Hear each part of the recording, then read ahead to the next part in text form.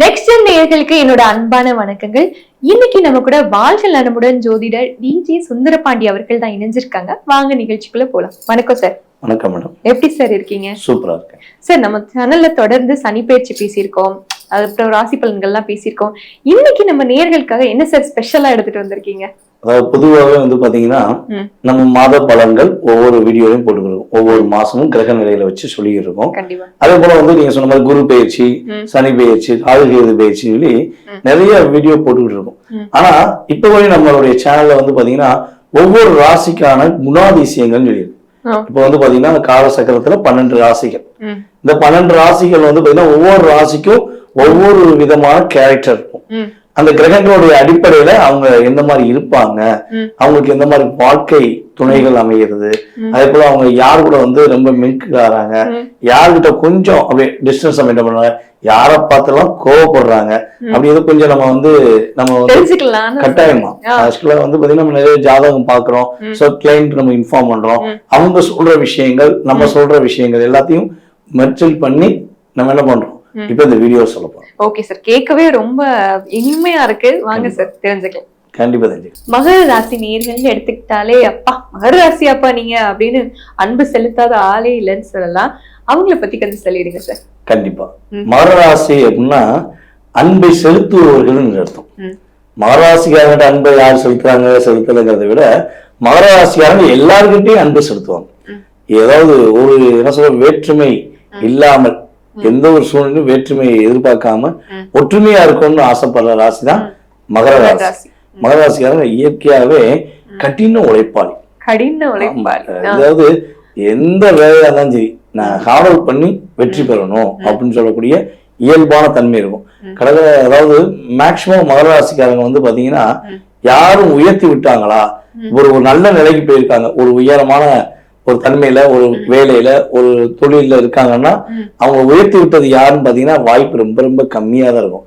இவங்க அடி மேல அடி வாங்கி அதாவது கஷ்டப்பட்டு ஒவ்வொரு விஷயங்களையும் அணுவணுவாக தெரிஞ்சு கொண்டு அதுல பல ஏமாற்றத்தை சந்திச்ச பிறகுதான் ஒரு நல்ல நிலையில உட்காருவாங்க. அவ்வளவு தூரம் மகர ராசியுடைய வாழ்க்கை பாடம் என்பது மிக அற்புதமான விஷயமா இருக்கும்.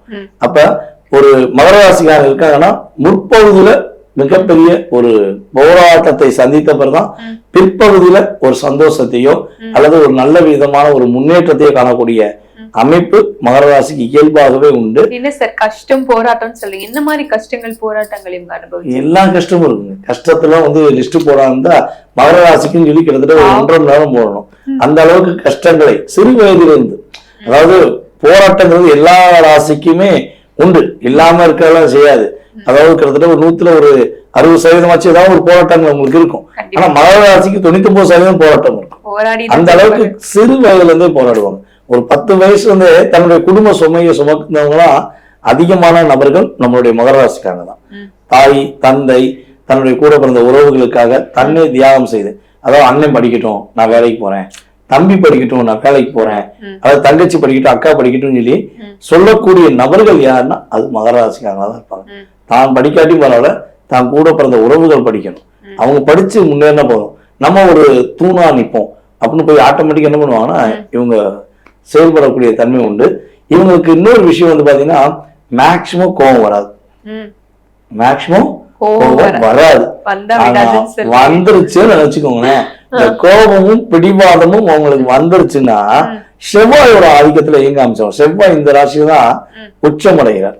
அப்ப இவங்கள என்ன சொல்லணும்னா ஒரு பட்டையை தீட்டுறது பிரச்சனை கிடையாது, ஓவரா தீட்டு என்ன பண்ணும் அது உனக்கு தட்டிடும், அது இயல்பு தானே.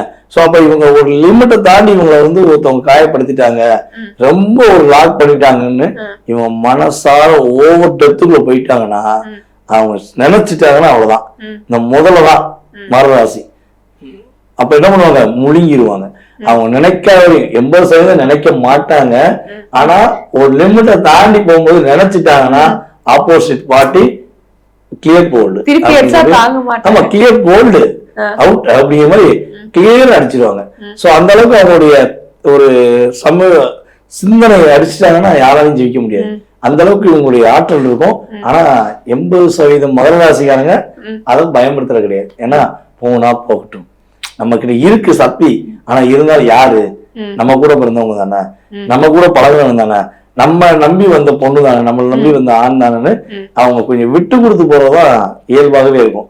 அதாவது சொல்லுவோம்ல, கள்ளம் கபடம் இல்லாத மனசு அப்படின்னு சொல்லுவோம்ல, அந்த மனசுக்கு சொந்தக்காரங்க நம்ம மகராசிக்காரங்க. அந்த அளவுக்கு அவங்ககிட்ட இயல்பான குணம், இயல்பான செயல்பாடு உண்டு. நீங்க மகர ராசியா, நீ இந்த ராசிக்கிட்டலாம் கொஞ்சம் தள்ளி இருந்திருப்பா, ஒட்டாதுன்னா என்ன சார் சொல்லுவீங்க? மகராசிக்காரங்க கூட நம்ம எப்படி இது தனுசு ராசியை சொன்னோமோ அதே மாதிரி மகராசிக்காரங்க கூட எல்லாருமே ஒட்டுவாங்க. ஏன்னா தன்னுடைய சுமையை சுமக்கக்கூடிய ஒரு ஆள் இருக்கும்போது யாரும் வேணாம்னு சொல்லுவாங்களா? ஆனா இவங்ககிட்ட எல்லாரும் ஒட்டுவாங்க. இவங்க யார் யாருக்கெல்லாம் கொஞ்சம் எச்சரிக்கையா கவனமா இருக்கணும் அப்படின்னா, ஃபர்ஸ்ட் விஷயம் வந்து பாத்தீங்கன்னா, நம்மளுடைய மேக்சிமம் எனக்கு எந்த ராசி சொல்ல கூட தெரியலன்னா எல்லா ராசிக்காரங்களும் முதல் ராசிக்காரங்களும் செட் ஆயிடுவாங்க.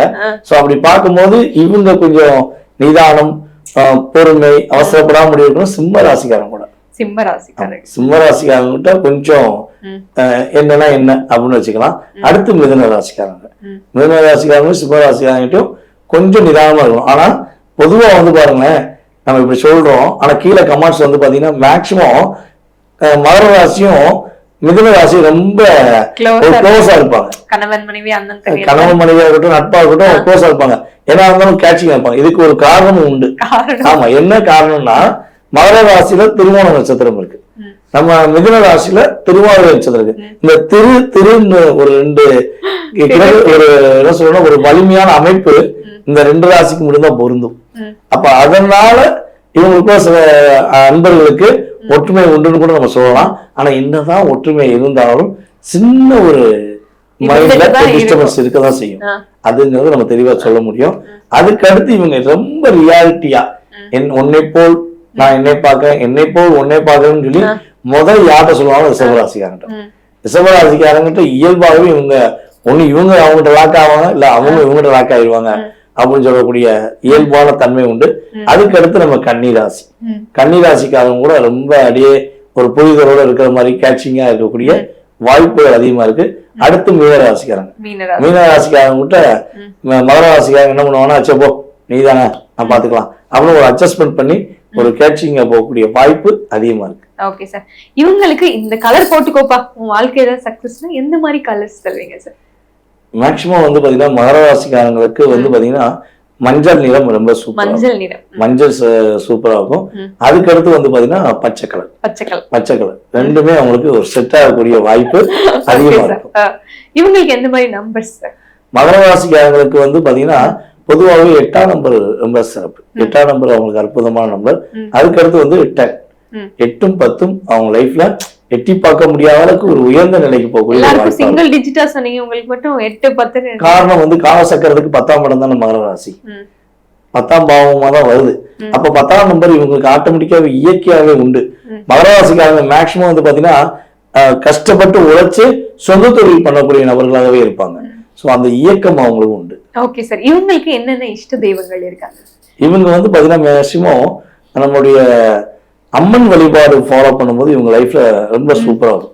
அம்மன் வழிபாடு எந்த அளவுக்கு இவங்க அம்மன் கோயில்ல போய் வழிபாடு செய்யறாங்களோ, அம்மாவுடைய ஆசீர்வாதம் பெறுறாங்களோ, அவங்க லைஃப் அற்புதமா இருக்கக்கூடிய வாய்ப்பு உண்டு. கண்டிப்பா சார், மஞ்சள் பச்சைன்னு சொல்லும் போதே நினைச்ச கண்டிப்பா அம்மன் சொல்லுவீங்க. கண்டிப்பா. நன்றி சார். நன்றி.